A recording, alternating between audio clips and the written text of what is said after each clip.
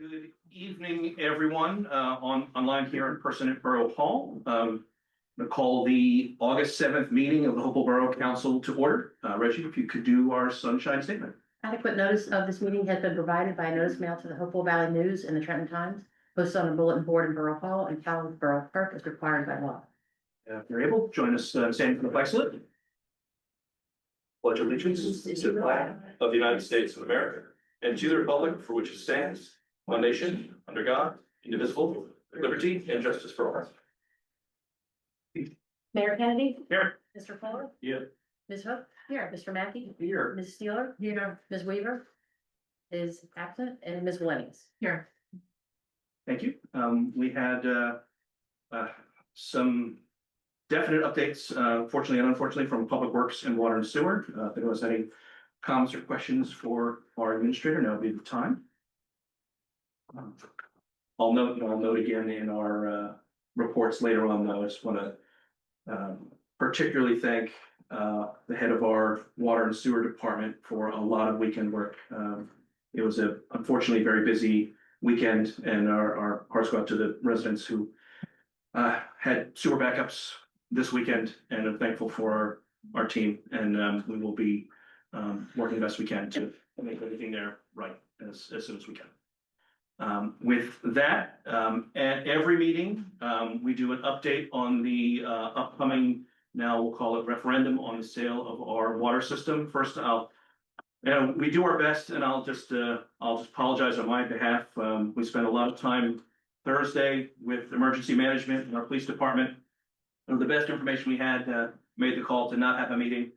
For the few people who actually didn't get messages and it came, obviously the weather ended up being quite lovely. And I want to thank Councilman Hook and Council President Mackey for joining me here and waiting just to make sure that if unfortunately you didn't get the message and came to what would have been our meeting, you at least didn't get a locked door. You got someone to explain why we weren't there. So again, with apologies, we did the best we could with the information we had. I'm very grateful that it did not end up being worthy of the state of emergency declared, and everyone in our area was safe and almost entirely dry, as it turns out.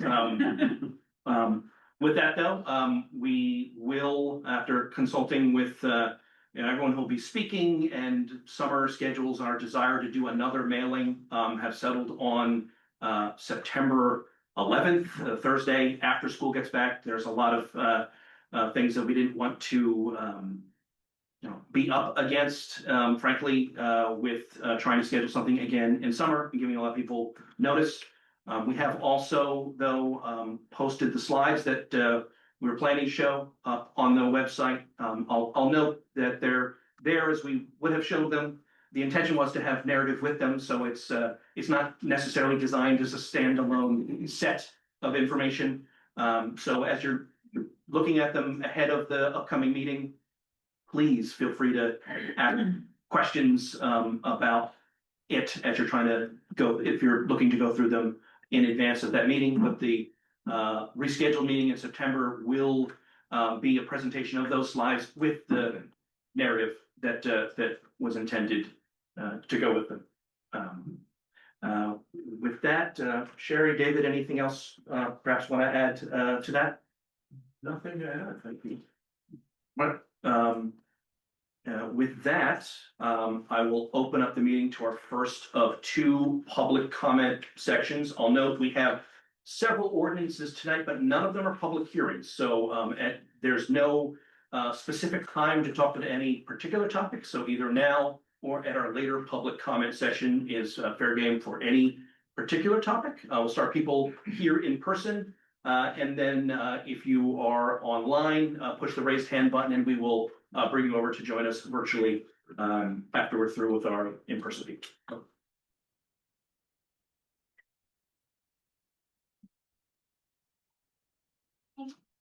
Good evening, Mayor Council. I understand that this is the first, Marion Legos. I understand this is the first reading of a number of ordinances tonight, so there won't be specific date during that, but and I did not have a chance to take a look and see what the existing property maintenance ordinance looks like, so I can't really compare and contrast the old to the new. I personally have concerns because my front yard is a meadow. It's maintained. It does not go obstruct the sidewalk. But some people might consider it overgrown. And, but that maybe 20 by 15 foot area, hosts constant pollinators. It soaks up so much of the runoff from the roof. It does not go into the streets. It does so much good. And the way the ordinance is written, it could look, this is overgrown. So I would just encourage before this goes to a vote that perhaps some of the language could be tightened up.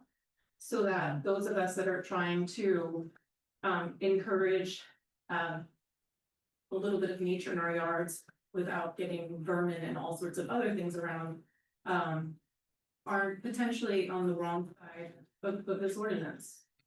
Because I do think that having people have rain gardens and soaking up the water that comes up our properties so it doesn't go into our storm drains and other things like that would be something we want to encourage. Considering we all know that we have challenges being in the valley with everything flowing downhill. Thank you. Before we get to our next speaker, if anyone who sees the front of the camera can confirm whether lights are on it, apologies for those online. Would you mind toggling the power to it? I'm not sure what's wrong with it tonight. It just on the power strip at the bottom, you just flip it on and off. If you're online, apologies. We'll have the video back up. There it is. Yeah. Wake up the owl. Yeah, I would. It should hoot when that happens, just so you know. So those online, I'll fix that. We'll be back with you in 1 second. If anyone else in person would like to come up, feel free to come to the room. I'll just signal you when. Oh. Find out, is there going to be any update on 57 Hamilton? I know there was a meeting back in the fall talking about redevelopment and apartments. I just was wondering where things are at with that property and what's been happening. Can I answer that without you having a little room? Okay. So currently the borough is in negotiations with the redeveloper on what's called a pilot agreement, which is payment in lieu of taxes, it's a financial agreement. That those negotiations are confidential, but once those are concluded, there will be an ordinance that will be introduced and a public hearing for that ordinance, and there will be a whole explanation that goes with that explains all the financial elements of it. I'm not sure when that's going to be. We're hoping maybe September, but we're not sure. There is nothing happening on the planning board side yet, but the other process there is at some point we would expect the redeveloper to submit a site plan application to the planning board. And that's the process by which that's the full application with site plan, buildings and architecture, historic, every element of it. So far that has not been submitted. When that happens, everybody will know that will be on the agenda, there will be documents on the agenda and so on. So those are the two things that are happening in the background as far as the actual redevelopment process are happening, or we expect it to happen, put it that way. Yeah. And that's pretty much everything. Yeah. Anyone else in person, or if you're online, start pushing the raised hand button. Don't see any either places, so I'll take a motion to close the first of our two public comment sections. Do you have a second? All in favor? Aye. Next, item 7, we have quite a few minutes. We can set a record for meetings in July with 4, though it might have been more than that, but if anyone wants to make a motion, I know that there was at least one meeting that not everyone can vote on. Well, I'll make a motion to approve the minutes of July 10th, 21st, and 25th, because that's the one that's. Yeah. Thank you. Do we have a second? Also, All in favor? Aye. And we have a motion to approve the remaining minutes. So moved. Do I have a second? A second. All in favor? Aye. Any abstentions due to absences on 15th? Absolutely. Thank you very much. All right, next we have a series of ordinances. The first, and all of them are available on the borough website to take a look at. The idea with ordinances, remember with our grease trap, one is to have the first meeting essentially is the announcement that we're doing it, give people time to collect their thoughts and come back. And at our next meeting, in the case of all three of these, it will be at our September meeting, is the time to come address joining a public hearing with comments. And by the way, before that is fair game as well. If you have thoughts on it, please reach out to us and we can work on that in the interim. So the first ordinance, first reading of ordinance 903. Reggie, if you could read by title. An ordinance of the Borough of Hopewell, County of Mercer, New Jersey regarding registration and maintenance for vacant and abandoned property and creating a new chapter of the revised general ordinances of the Borough of Hopewell, 1975. Thank you. Brief explanation, I'll do and I'll let others, particularly the building committee, chime in. We had been concerned with for some time, there are a number, though a growing smaller number of vacant or abandoned properties in the borough. We have over the last couple of years spent a lot of time with our health department, our zoning office officials to see what can be done on some of these. And again, with apologies to those online, you probably can hear me and wait for our camera to come back online. You don't want to look at when the camera goes offline, my laptop camera comes on. So everyone on Zoom just sees my face right now, and I'm apologizing to them for that. But our main camera will come back online. You'll be able to hear me during this period as well. That hooting means that the camera's coming back. But we've tried a lot of things, both reaching out to property owners directly, working with the professionals that we have in town with our existing ordinances, and with some types of properties and some types of what we describe perhaps as nuisance or quality of life issues. We didn't have the tools to take action in some cases. In some cases we do and have. But this ordinance is something that our prior administrator, Doug Walker, worked on. Lisa Maddox, our attorney, spent a lot of time with to give the borough and its professionals additional tools, particularly in the case of the vacant and abandoned properties, to require registration so that we knew who to contact if there's a problem, requiring that they be secured, required signage so that if a first responder came to the abandoned building, they would know who to contact or know that it was abandoned, and having a registration requirement with essentially a fee. So part of it is to kind of encourage or frankly discourage the lack of use of abandoned buildings. With thanks to our prior administrator, our attorney, for their work on this. If anyone, I think the building committee had some input on this. If anyone has any additional thoughts or comments? I just that this is giving us tools that we didn't have before, I think, to manage these things. And that's what's really important, because I think there was a lot of frustration expressed to us by the public about certain properties and saying, why does it seem like nothing's being done about this? And my understanding, and correct me if I'm wrong, Mayor, but I think to a large degree our hands were tied on some of these questions because the existing ordinances just didn't give us the tools that we needed to be able to address the issue. Is that a fair? That is fair. Yeah, I agree. And this is not to target natural lawns, which will Right. encourage. Well, I think that's more the next ordinance, but we can address. But we can talk about that. Reggie, but, could you flip that again? Yeah. Again, apologies. Online, you're hearing us and probably just seeing me, and we'll get that fixed back in a second. Do we need to feed that thing or something? What is it? It just keeps coming. Sure. And You're gonna- thank you for, I think this ordinance is a really a much needed thing, in the community, and it's great. The one, place where I thought we might need slightly different language is it references and where the building is being actively marketed by its owner for sale or rental, and really defining actively marketed. A building that I'm personally familiar with. That just because a building has a for sale sign or a for rent, actually, there was a building that had a for rent sign in it for 2 years. And I knew multiple called that number and it went nowhere.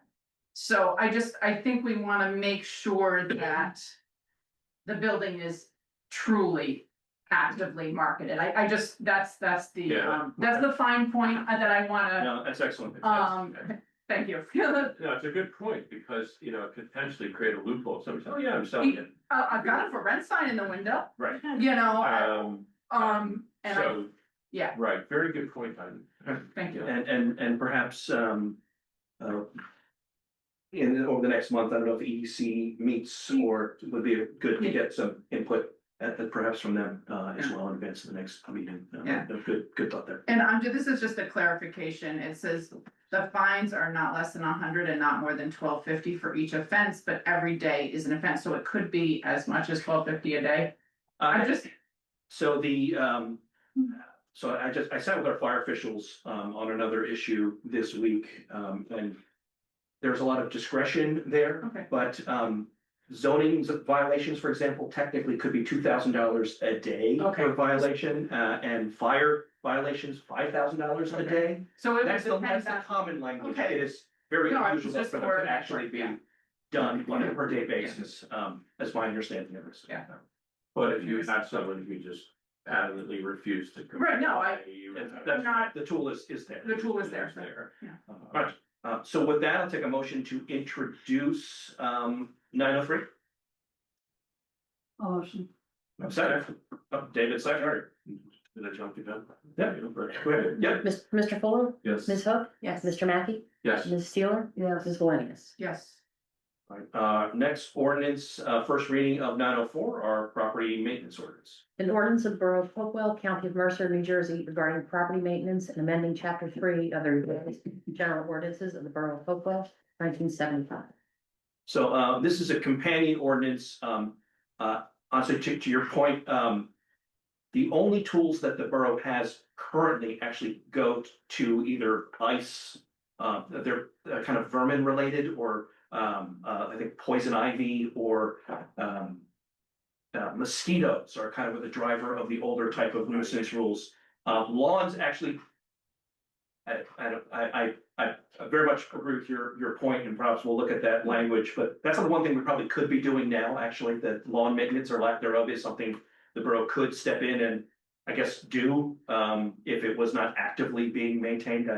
I think maybe the way to deal with that is just active maintenance of a meadow is very different from actively not maintaining what was intended to be a lawn. But I think that can be figured out, because the intention is for things that are frankly lights, and I'm not gonna name any particular properties, but people probably have an idea which ones should fit the definition. We'll just make sure that does, and not ones that are people who are doing pollinator work. Our intention is not to force a perfect monocrop of grass. Right, I mean, personally, I can say that the ratio of broadleaf weeds to grass is way high in parts. I have a question about this, because when I was reading through it, I had a similar thought, but Mary was saying, who is the enforcer of this? So we will have a combination of, the four people who touch this essentially are fire officials, our zoning officer, construction officials, and health. And there are potential components of all four. And I would say, having tried to address a problematic property in town under our current rules, it's almost, there wasn't enough of tools for any one of those professionals. Again, if the taxes were being paid, but say pieces of the house were falling down and was uninhabitable and actually dangerous, or the kind of traditional blighted situation, they did not feel they had any kind of authority. So depending on the type of problem, if it were pests, it would likely be health, or an unsafe living condition, it would be construction. If there's something that could be zoning, if it was something that made it unsafe from a fire perspective, it would be the fire team that would, I don't know if it would be a team approach, but it could be any four of those. It probably should be, because if you're looking at one thing, it may lead to other concerns. I'm just wondering who we can connect Marion with, and volunteering me to talk to someone, say, this is what it should look like if it's being maintained, Right. and this is what it shouldn't look like, so that everyone's on the same page. Yeah. Yeah. I don't know. Yeah, I mean, I don't, honestly, we have to think about from a lawn perspective, who would be doing, I don't, actually, no, I'm not quite sure. So we'll figure that out and probably reach out to you for some input on that, from a definition. I think it's more in the active part of it, and if it's the intended outcome of what you're talking about is different from the lack of care to something that's not intended to look anything close to that, but we'll figure that out. I mean, my sense is that some of this, there's always discretion on the part of people that are enforcing things. So if we educate the people that are doing the enforcement, so they know that a rain garden is a beneficial thing, that a meadow is a beneficial thing. I think that's probably going to solve the problem, I'm guessing. It's just a matter of people recognizing those priorities, they might not. The other thing is, I mean, you could have a situation where somebody built a rain guard or something. I mean, it may not be taking over the whole yard, but if those things are not maintained at all, then they just become, and it could be full of invasive weeds and ceases to, serve its purpose. But I think generally, don't you think that, I mean, it's really a matter of educating the people who are doing the field work and the compliance, so they know what they're looking at. Yeah, and the spirit of the ordinance is not that, but I also can. Well, and I'll say, interestingly, that is the one area where the new ordinance and the current rules actually don't really change very much. Oh, that's funny. So, and that's not a lot of comfort, then it would be a good time to fix that. Yeah, I mean, I share Marion's concern, but I also just, look, I feel like some of the wording in this, and, maybe it is the existing rule, could be used like you can't have peeling paint. And listen, I would like, how many of us have a little bit of peeling paint somewhere? And I know that that is absolutely not the spirit of this ordinance, but I also worry about the aggrieved neighbor who might, take this ordinance and say, well, my neighbor is doing all 5 of these things. And so. It would be then the discretion of one of our professionals. Yeah. Because we honestly have that situation in many places now when there's nothing that, we can do. Right. But I feel like some of this language before it goes to a vote should be cleared up. And like in Marion's, I feel like there should be actual language that addresses that. So it's not, and I don't know what those exact words are right now in this moment, but I think that we can definitely do that in the coming month. Does that need to be in the ordinance, or is that more of like a discussion with things? I think you want to be as specific as possible in the ordinance, so, yes. We could have some language, I'm just throwing this out, but we have some language in there that somehow recognizes things like native gardens and pollinator gardens and rain gardens and so on as, beneficial, having beneficial functions for the community and so on, as distinct from just letting things go crazy. And there might be some way of just putting something in there that says, or even if what your definition of a weed is or something, because, like traditionally it's like a weed was sort of everything that wasn't grass or something that you bought in the nursery, right? I mean, and obviously we're looking at those things differently. So maybe there's a way that we can add something that just adds some clarity. And I think the good thing about that too is I always fall back on this notion that's been sort of drilled into me that like whatever it is that you're putting into place as a policy today, you may know the people that are implementing that policy today. There may be different people implementing it tomorrow. So you want to have the connection institutionally in the future so that it's always being managed the right way. So good reason to look at that language. So a couple things still to look at, but we'll advance this so we can work on that and get comments next month, likely with the anticipation of revision. And So, if you do, obviously, if you make enough changes, that's okay, you can, We can do. you may have to have be to reintroduced, reintroduce, yeah. but that's okay, you can, Yeah, so it's something that changes. absolutely, just so you. So with that, I'll take a motion to introduce 904. Second? Second. Mr. Fuller? Yes. Ms. Hook? Yes. Mr. Mackey? Yes. Ms. Steeler? Yeah. Ms. Belenky? Yeah. Last one, ordinance 905. Funding for our renovations to the Department of Public Works facility. Bond ordinance providing a supplemental appropriation of $630,000 for renovations of and expansion to the Public Works facility in and by the Borough of Hopewell and County of Mercer, New Jersey, and authorizing the issuance of $598,500 bonds or notes of the borough to finance part of the cost of the. So I would say the last meeting, but that's not right because we had 6 meetings in between it. But we, at a recent meeting, had and our camera went off again. Apologies to those online, but I'll chat away while that comes back online. But at a recent meeting, our architect did a presentation on updates, improvements to our aging public works facility. This ordinance would allow us to, wouldn't necessarily issue the debt or actually fully start it, but would allow us to take the next steps, largely to get our professionals to be able to work on the plans and complete them. And there are a couple of grants that the borough has been holding on to that we really do need to get going on at least the planning parts of the project, the architectural work, engineering work. We will potentially lose those grants. So this allows us to take that next step, but we won't necessarily be issuing the bonds for them until the later date, until the project comes together more. So with that, I'll take a motion to introduce 905. I'll second. Mr. Fuller, Yes. Ms. Hook, Yes. Mr. Mackey, Yes. Ms. Steeler, Yes. Ms. Williams. Yes. All right, next we have a short list of resolutions. Many of these are certainly administrative, and a lot of them are actually putting our new administrator, Jerry Giles' name on some of the roles that we have in the borough, including as our fund commissioner, public agency compliance, affirmative action procurement officer, and as the PFAS settlement representative. We are involved in a couple of lawsuits, and we've actually started getting checks from some of the settlements. We've received one so far, yeah. And so it will allow our new administrator to be the authorized person for those.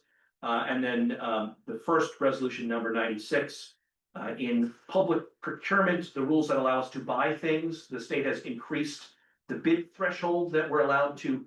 If it's above a certain number, you go through a different process, and if it's below, you can kind of just purchase it, or there's a simpler process.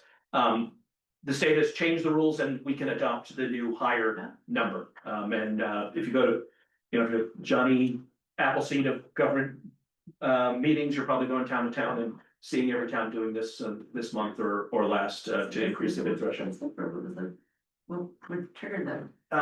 Well, it's not quite inflation, but they ultimately, the idea with some of the government procurement rules are, if it's something very specialized, you don't have to go through a very complicated process. If it's something that's not that expensive, the cost of the process is maybe not worth it. So every once in a while, they increase that number below which you can kind of just buy something. And I apologize that I don't recall what the threshold is, if anyone does, but 53?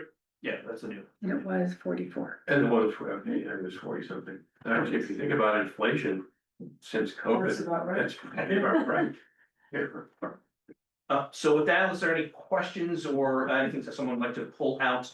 I'll take a motion to approve resolutions 2025-96 through 99. I'll move all of them. Second. David, second, thank you. Mr. Fuller, Yes.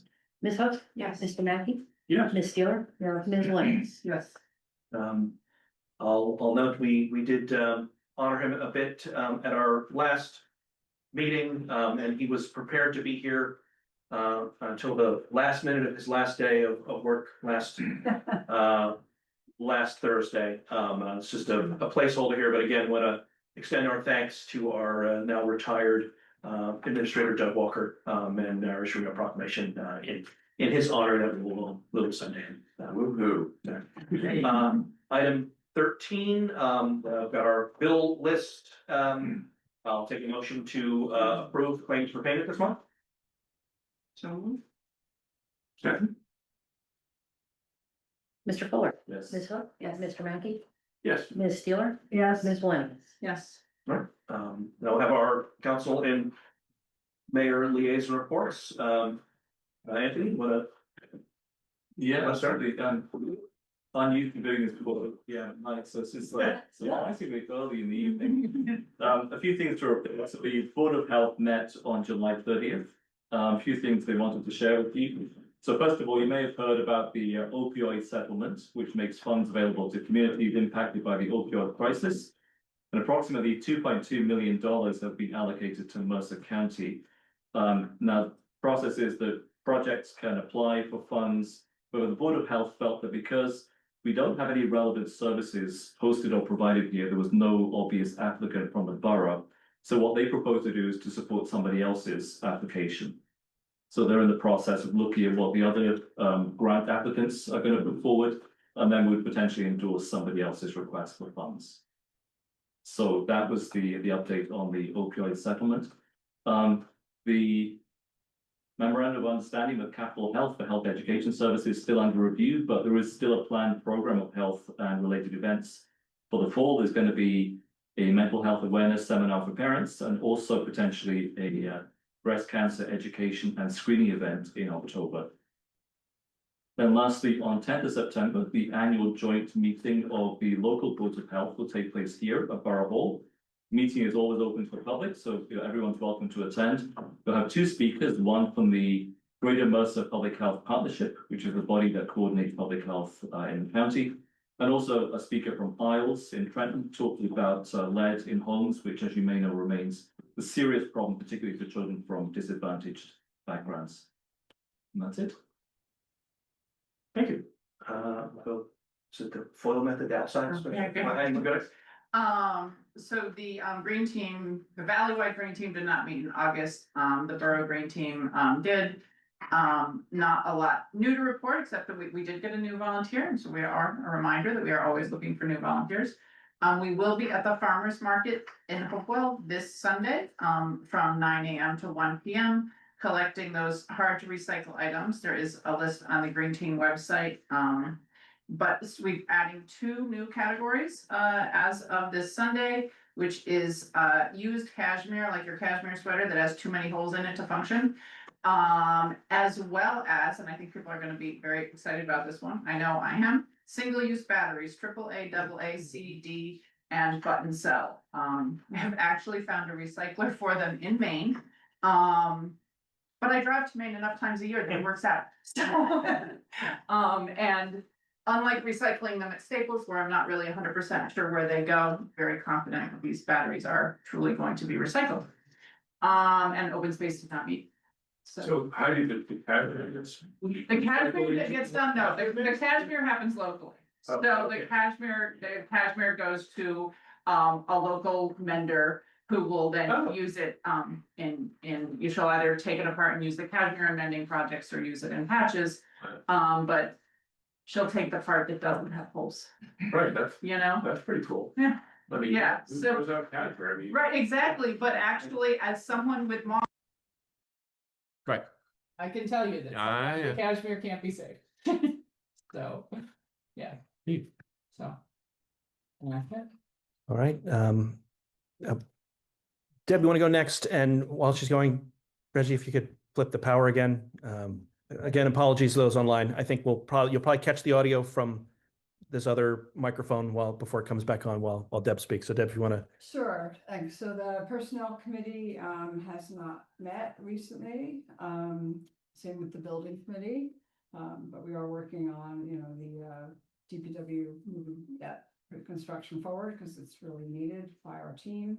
The library is also off until September, but I did meet with Barbara the other day, and the teen events are starting to really pick up as far as attendance in town. So all very excited about that. They are picking up sports. They have now obtained the use of the building that used to be behind Nomad Pizza, and they're going to be holding events there with no cost to us. So, or the library, I should say. So, more to come on that. The Recreation Committee has a concert on the 9th. Mike Montre will be playing at the gazebo, so please come out and support that. And then on the 11th, the Blauenberg band will be at the train station. And that's it. Thank you. Sherry? This could be quick. EDC met, but there was no updates. Senior Advisory Board has a summer off, but there's still events, so check the website. Shade Tree. But don't forget, if you're gonna cut a healthy tree down, submit your application. And the fire department, we got a really interesting update from Chief Reed, who is the EMT chief. That in the past few months, 3 of our borough EMTs have saved lives just on their like recreational time. They're Owen Mahan, Chris Myers, and Luke Morehouse. We're all just in situations, these were all water situations too, which I thought was interesting that they all helped drowning victims in one way or another.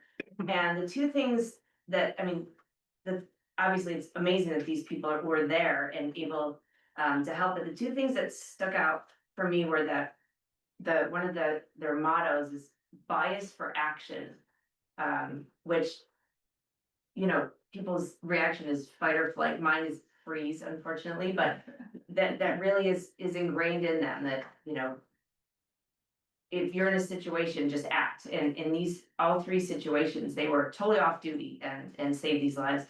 But the other thing that was really interesting is all 3 of these members joined the department as juniors. One was just 2 years ago, one was 20 years ago, one was 30 years ago, but the fact that they've all joined as teenagers and have Stuck with sort it, of yeah. lived this life of service is really incredible. So that's my report, and Thanks, Sharon. I'm waiting 2 more years for my son to join, so join the ranks. Did. So first, I just wanted to thank everybody on our water team, and Doug Walker isn't here, but he was on the team for all the work for the slides that we put together, which you'll see if you go to the website, and you'll see the presentation on September 11th. But it was a lot of analysis and took a lot of different skill sets to do. So I need my thanks to everyone for all that work, and hopefully you'll find it all informative when we get to make the presentation. Lead service line inventory, this is a thing that's due every year to the DEP. Their water department's working on that. It just keeps track of lead service lines that have been removed and updates a map showing where they are in town and so on. And that's due to the DEP tomorrow. If the DEP can figure out what is wrong with their uploading system, it's just like classic. Every time we try a new system, nobody can make it work. But anyway, and PFAS, so we had a sample collected for PFAS monitoring at well number 4 in July. We got the results back on Friday, below the state maximum contaminant level, which means we now have 3 straight years of compliant samples for PFAS, which is not surprising, but it's all good news. And I'm sure you're all waiting with bated breath for the next quarterly PFAS notification letter, which will be going out this month after it's reviewed by the DEP.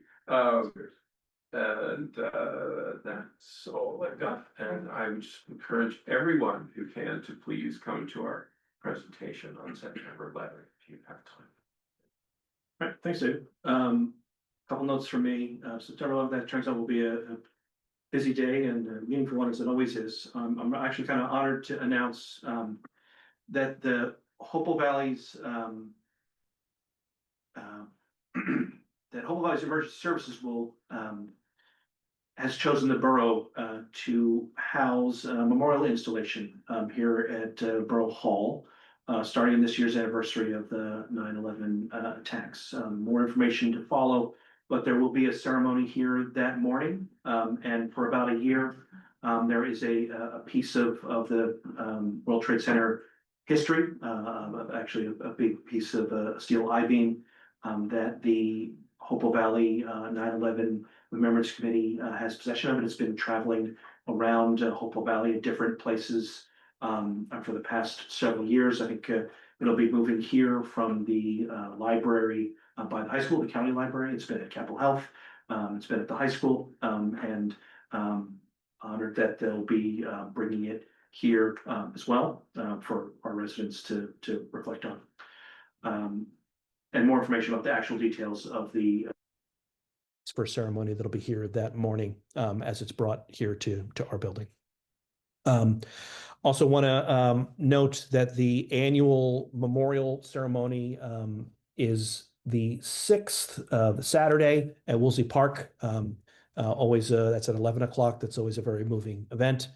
Our planning board met last night, quite a short meeting, but and there's a nice Mercer Me article about it today, but we got a presentation from the DNR Greenway about a preservation of a piece of property adjacent to town and in town that they've been working on, which we're very excited to help them with and to see, hopefully in the coming months, possibly by the end of the year, get preserved by Mercer County and DNR Greenway. We're very appreciative of them and the county for their work on it.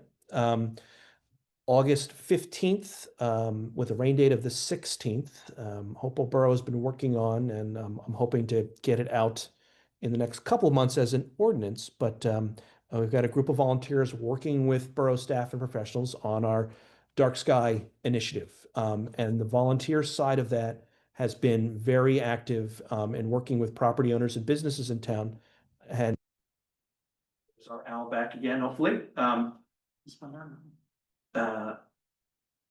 And on the 15th at 52 East Broad, which is the Hopewell Square Shopping Center, where Michael's Deli is, from 8 to 9 at night, weather permitting. They will have a demonstration of the dark sky compliant lights that they've installed at the shopping center with the owner. Really excited to see that. A great opportunity to see what a dark sky compliant project could look like, but still, light up what needs to be lit for safety. They have a really good before and after image on their Instagram. That's very. Yeah, and the amount of work and thought that's gone into that and volunteer work is really something. It's extraordinary. Lots of meetings this month with EMS and fire, the 3 municipalities, the 3 fire districts, and the chiefs met last week at Union Fire Company to talk about both the allocations and the staffing needs of the 3 parts of Hopewell Valley. I'm really, as Sherry said, honored, and we're lucky to have such an active volunteer community here at Station 52 and 152 with Hopewell Fire and EMS. That's not the case everywhere, both in the county or even in Hopewell Valley. So our local volunteers have really been pitching in, doing extra shifts in the southern part of the township, and discussions continue about how to best staff and allocate things from an EMS perspective. Also spent a lot of time, our administrator and I, this week with our fire, I'll say officials. This is the fire inspection and safety part of the Office of Emergency Services of the Hopewell Township Fire District Number 1.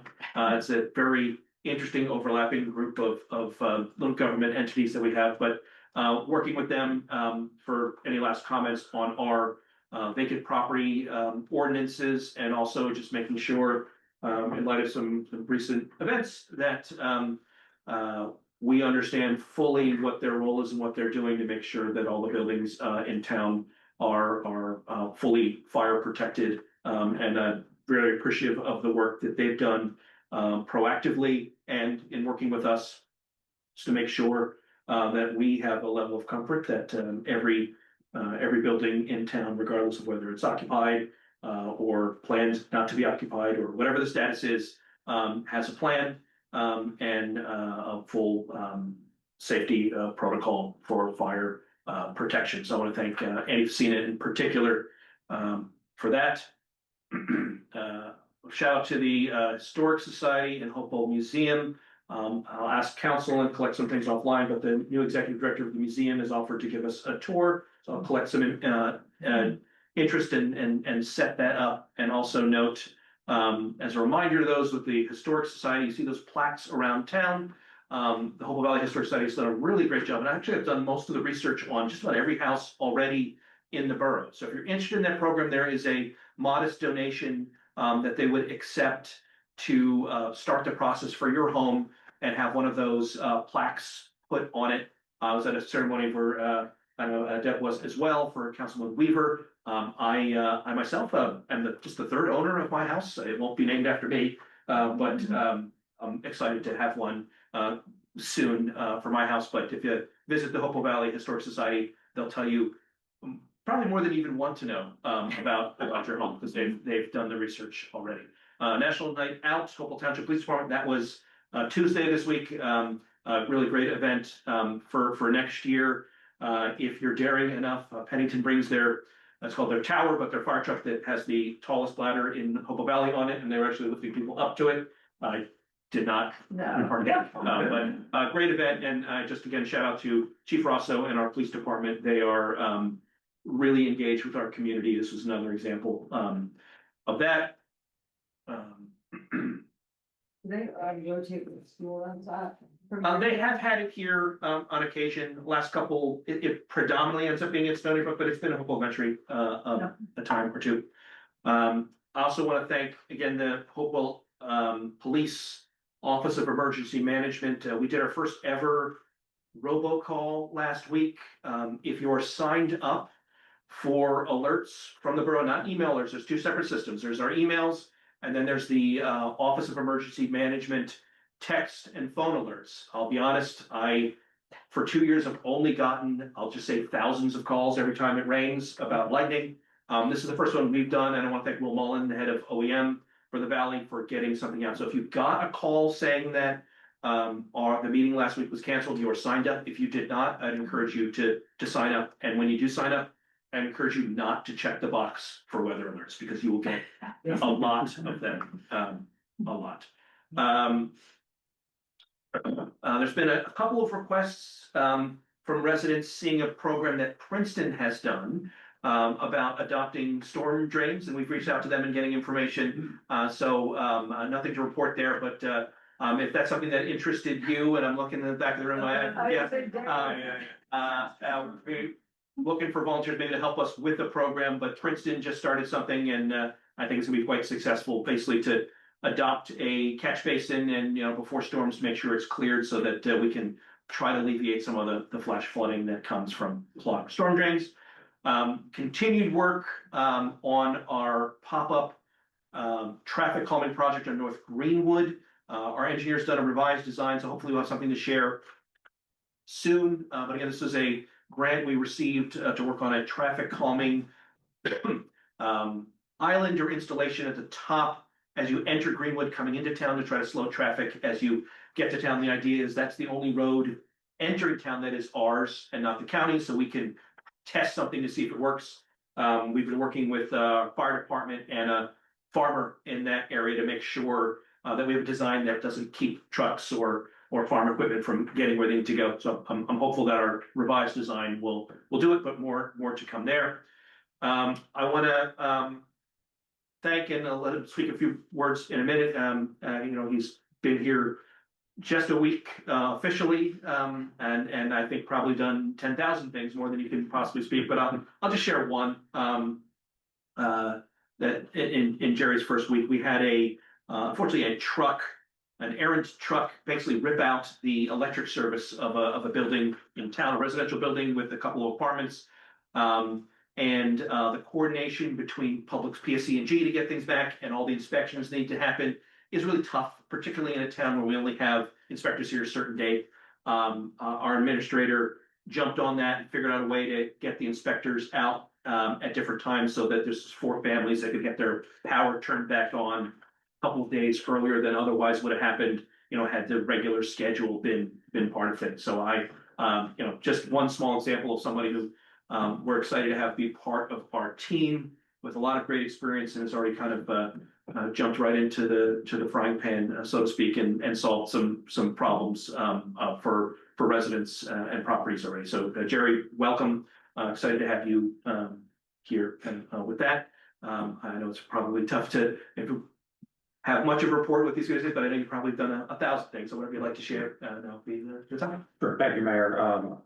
With regards to the electricity, I'll just say that those type of examples in small community are the reasons that I had this borough specifically on the top of my list for potential opportunities. So having the ability to work with residents and make that impact on such a level is why I prefer the small community. As it relates to my report, I'll defer largely to Doug's report that is in your agenda. I would just like to thank him publicly for his support and assistance in the transition and in the onboarding process. I'm aware of all these items, and we really did a deep dive into all of these. In my first week, as you can imagine, I met with a series of stakeholders, including our legal team, public works team, our architect, our engineer, the planning commission. You talked about the traffic calming measures. So the two items I'll specifically mention in relation to those are the traffic calming.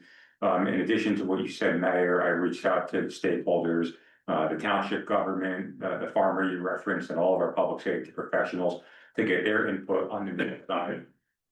We know the new design involves going a little bit into the township with the striping. They're supportive of that and are in the process of reviewing a draft resolution just to express support for us to go into their community to expand that. I actually, helped draft that resolution for them, and it's under their review, but that should be okay. They express support for that. Lastly, on the DPW project, because we passed the bond ordinance tonight on first reading, I just want to mention that I've met with the engineer and I've met with our architect separately.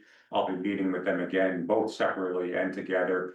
And my plan, due to the nature of this project being as large as it is to have a very detailed timeline over the next 3, 6, 9, 12 months on what you can expect, dates, various ordinances that are going to be necessary, resolutions that are going to be necessary, with benchmarks and a time frame for what we would hope, makes this project move as fast as it can, recognizing that government doesn't always move fast for a variety of reasons, but I'm confident that I view that the time frame is going to be feasible and it's going to be a big project. And I know the guys are really excited about moving forward, so I'm looking forward to being a part of that.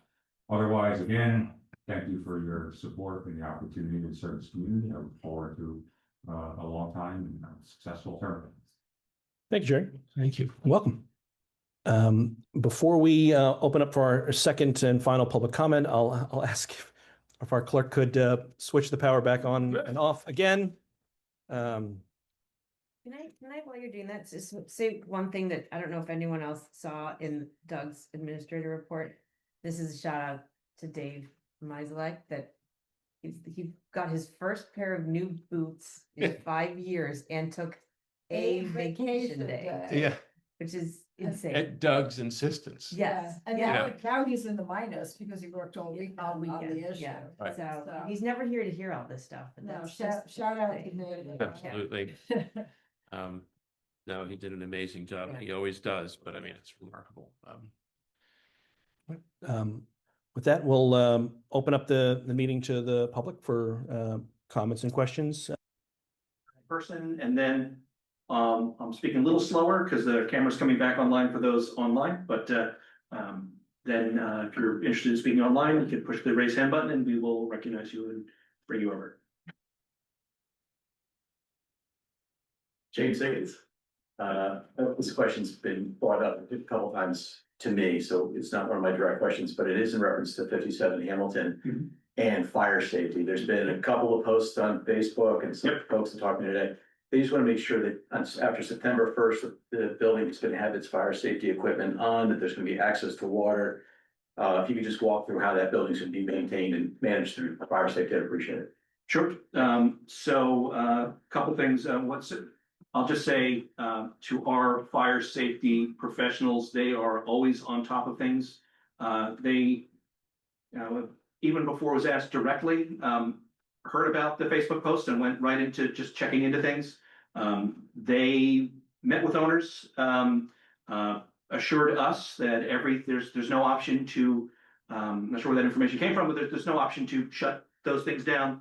They were very pleased with our proposed abandoned property ordinances, but actually for commercial buildings, they already had the tools anyway, if were needed, but it didn't sound like they were. So they had already confirmed, and I personally met with them this week to just talk through and understand that they had things under control, but no, the fire suppression systems can't be turned off. There's a very specific protocol that they have that, I'll be honest, I listened to. I'd be incorrect in giving the details too about how if the building really is going to be I'll say closed up or not utilized, what they do in terms of with the first responders and signage and things like that. But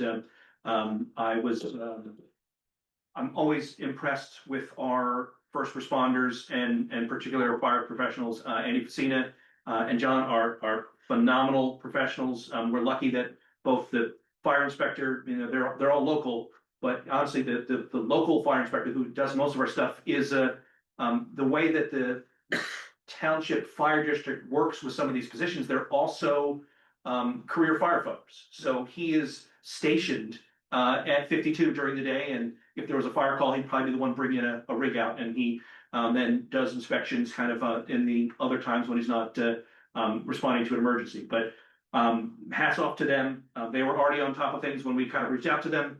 And the simplest thing I can say is no, things don't get shut off, shut down. They have to stay on. And if someone wanted to do that, just generically, the fire folks have the tools to make sure that it does stay on. But yeah, I'll just add, so that one of the things they noted, and I looked at the email chain, was that basically those all remain on until and unless there is a specific demolition date and a permit issued. So it's like on this day, that's going to start. And then one of the last things you do before you approve a demolition permit is they have to show proof that they've disconnected all the utilities, gas, water, and so on. But that's when you're ready to actually do it. That's the first phase. and actually part of the plan to demolish. Exactly. It's all integrated into the permitting process. So and the great thing about this is that, as Ryan said, you have several people involved. You have Bill Patterson, our construction code official. We have Andrew Casino, the fire safety official, and Will Mullen, our emergency management coordinator. I'm sorry, it's not Bill's, but he's the he is the emergency services for all. And so they all talk and they all coordinate, and they make sure that in cases like this, everybody's talking and things are done the way they're supposed to be done. So, and that's a great thing, because when you get to the point of getting a demolition permit, that comes out of the construction office, but they are in touch with everybody else so that it's all worked out. So we're very lucky to have that team. Anyone else in person or online want to push the raise hand button? If our equipment wants to chirp up and say something. The raised wing. Well, seeing none further, I'm not going to wait for the camera to come back. So apologies online, folks. You have to just look at me. I will take a motion to close the second public comment portion of the meeting. Second. All in favor? Aye. And before I take a motion to adjourn, I'll just note that we have some refreshments here. As if you're here in person, it's a great opportunity to come up and say hi and meet our new administrator. So please, hope you'll stick around for a few minutes and introduce yourself. And with that, I will take a motion to adjourn the meeting. Second. All in favor? Aye. Right, thanks, and good night, everyone.